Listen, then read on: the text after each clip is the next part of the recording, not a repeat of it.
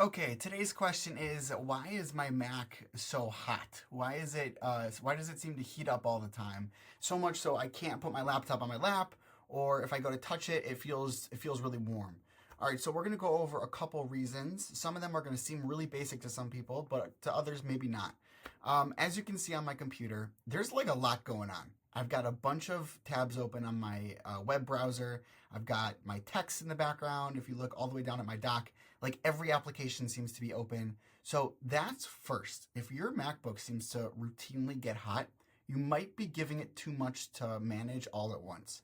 So let's start with Safari. As you can see, there's a bunch of tabs open here. So we're just going to go one by one, close the ones I don't need, and just keep open the ones that I'm currently using. It doesn't really help. It's not like the old days where you kind of want to keep apps up so that by the time you're ready to go use them, they're just there. Now, your computer should be fast enough, especially if you're working on a computer from like 2019 until present day. It should be fast enough that if I need to go and pull up Amazon, it should load with the right amount of internet speed.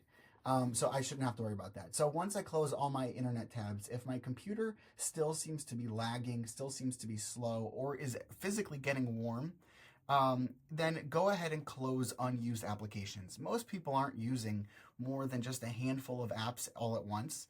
So a quick way to do this, a fun little shortcut, is to hold down the command key and press Q at the same time. And if you look down at my dock, they all close one by one. A dot, by the way, means it's running. So I can also right click and then click quit that way. That should help. More times than not, you just have too many things going on all at one time. Sometimes people will accidentally open up another workspace, which kind of looks like this. So if you press Control and up at the same time, you can see your different desktops. And you can actually, we might even do a whole video on this, but you can add different desktops so that you can manage different things all at once. You can have a research tab while you're working on a project. You can edit some photos or videos in another tab. But you don't usually need to use, I don't know, I never really need to use more than two at once. But if you've closed all your stuff and you've simplified your screen, if your MacBook is still getting hot, you might want to consider the charging source, how you're powering it. That might be an issue, might be a faulty cable. So you might want to look into that. The other thing to consider is maybe there's a software update. And if you're not sure how to update your software, what you're going to do is go into the Settings app, General, and then Software Update. And then from here, it will automatically start loading and tell you if you're up to date on your software. So let's just see what it tells me here. I should be up to date, but let's see.